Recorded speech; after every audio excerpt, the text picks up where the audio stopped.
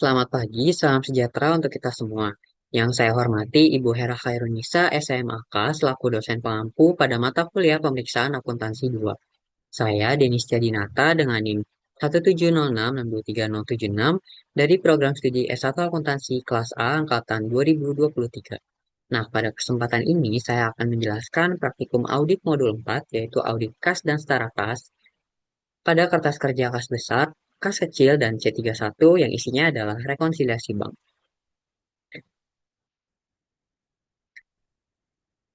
Oke, ini merupakan kertas kerja dari kas besar. Nah, langkah pertama dalam praktik audit kas besar adalah melakukan perhitungan fisik kas atau yang sering kita sebut dengan cash count. Dalam studi kasus ini, cash count dilakukan pada tanggal 5 Januari 2019 bersama dengan saudari Sabrina sebagai kasir. Nah, untuk detailnya, untuk uang kertas itu ada 125 lembar uang 50.000, lalu 170 lembar uang 20.000, 101 lembar uang 10.000, 65 dan 65 lembar uang 5.000. Nah, total uang kertas yang ditemukan adalah sebesar 10.985.000. Lalu untuk uang logam ditemukan yaitu ada 14 keping uang 1.000 dan 2 keping uang 500. Dan total uang logam adalah sebesar 15.000. Nah, untuk surat berharga dan lain-lain itu tidak ada. Nah, jika kita jumlahkan total uang kertas dan uang logam, saldo fisik kas yang kita temukan adalah sebesar 11 juta.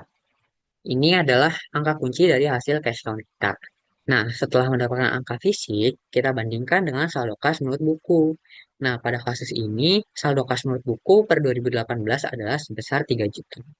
Pada di atas ini, nah, ketika kita bandingkan saldo fisik 11 juta ini dengan saldo buku 3 juta, kita menemukan adanya selisih lebih besar sebesar 8 juta rupiah. Lalu berdasarkan penjelasan dari klien, dalam hal ini kasir, selisih dari 8 juta ini terdiri dari dua hal. Yaitu yang pertama, selisih sebesar 6 juta rupiah merupakan milik PT Pelita di mana uang tersebut digabung oleh kasir. Nah, ini adalah uang di luar kas perusahaan, namun secara fisik ada bersama kas perusahaan. Lalu yang kedua itu ada selisih sebesar 2 juta rupiah yang merupakan uang tagihan dari PT Merdeka pada tanggal 7 Januari 2019 yang dicatat oleh kasir.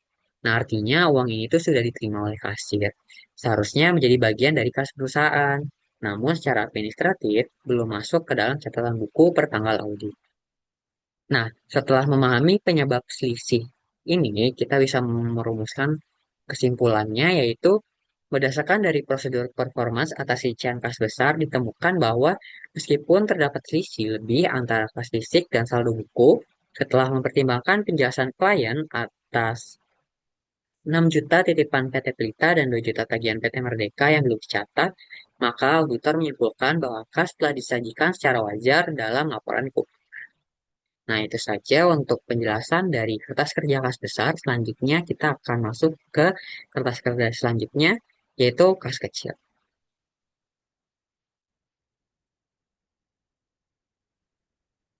Nah, selanjutnya untuk kas kecil ini kita akan melakukan audit untuk memastikan bahwa saldo kas kecil fisik dan voucher pengeluaran sesuai dengan saldo buku dan semua pengeluaran tercatat dengan benar.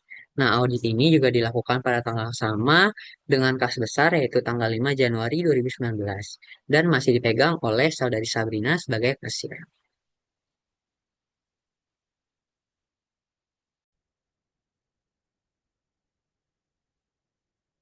Nah, dari sini mari kita lihat hasil perhitungan dari fisik untuk kas kecil. Nah, untuk uang kertas itu ada 12 lembar uang 50.000, 18 lembar uang 20.000, 23 lembar uang 10.000, dan 65 lembar uang 5.000. Nah, untuk total uang kertas yang ditemukan adalah sebesar 1.515.000. Lalu untuk uang logamnya ada 13 keping uang 1.000 dan 4 keping uang 500 dan total uang logamnya adalah sebesar 15.000.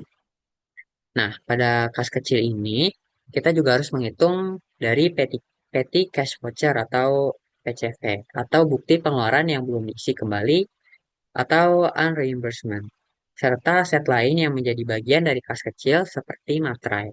Nah, untuk petty cash voucher itu ada 5 dengan total sebesar 150.000 dan ada 20 lembar materai dengan total 120.000. Total keduanya adalah sebesar 270.000 dan masuk dalam kategori lain-lain di, di kertas kerja kas kecil. Nah, ini merupakan dari PCV yang tadi dan juga materai. Totalnya adalah 270.000. Nah, jadi total kas kecil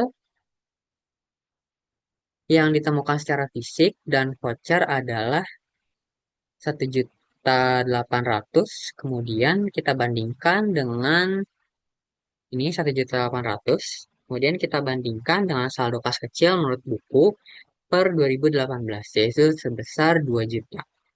Nah, dari perbandingan ini terlihat ada yang selisih kurang sebesar 200.000.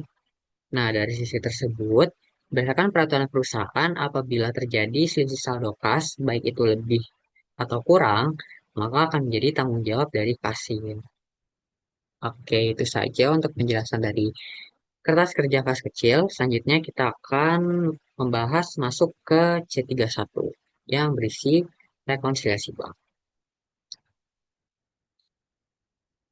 Nah, mari kita mulai dari eh, sisi saldo menurut rekening koran atau dari catatan bank.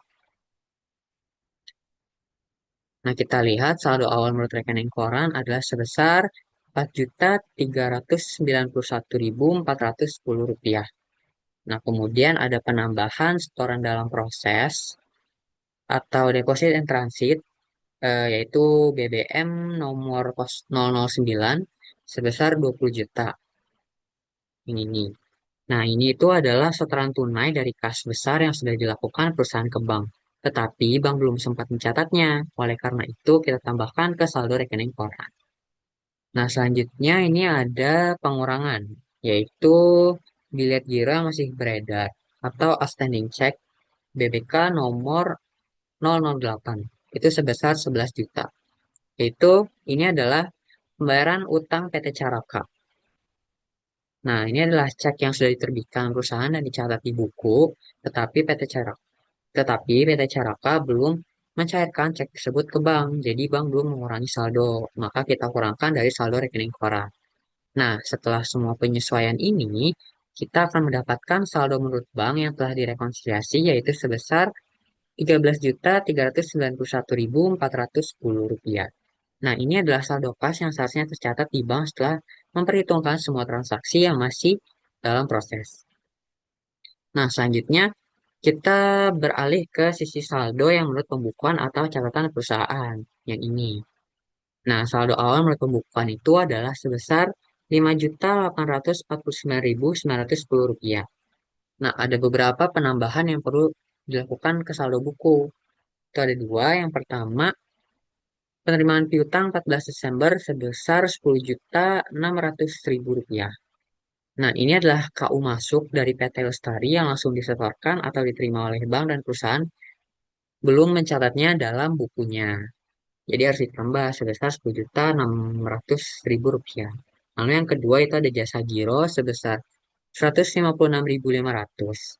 Nah, ini tuh adalah pendapatan bunga yang diberikan bank atas saldo simpanan perusahaan dan perusahaan belum mencatatnya. Nah, untuk selanjutnya itu ada pengurangan dari saldo buku, yaitu koreksi kurang catat BBK nomor 001 sebesar 990.000. Ini adalah kesalahan pencatatan pada pembayaran utang PT Berkat, di mana pengeluaran cek dicatat terlalu kecil, sehingga perlu dikurangkan untuk memperbaikinya. Nah, lalu untuk yang kedua, itu ada tolakan clearing pada tanggal 28 Desember sebesar Rp2.200.000. Nah, ini adalah cek yang disetorkan perusahaan, namun ditolak oleh bank. Nah, perusahaan perlu mengurangi saldo kasnya karena cek tersebut tidak jadi cair. Nah, lalu yang ketiga yaitu biaya administrasi sebesar Rp25.000. Nah, ini adalah biaya yang dikenakan bank dan perusahaan belum mencatatnya. Nah, setelah penyesuaian ini, dari keseluruhan penyesuaian ini, kita akan mendapatkan saldo menurut buku yaitu sebesar 13.391.410.000. Nah, karena saldo rekonsiliasi ini sama, maka rekonsiliasi kita sudah balance atau terkontrol atau control balance. Bisa kita lihat ada di sini keterangannya itu balance. Nah, hal ini menunjukkan bahwa semua perbedaan antara catatan bank dan catatan perusahaan telah teridentifikasi, dijelaskan, dan juga dikoreksi. Nah, itu saja penjelasan untuk modul 4. Sekian sudah selesai ketiga kertas kerja yang saya jelaskan di modul ini. Semoga video ini bermanfaat. Dan terima kasih.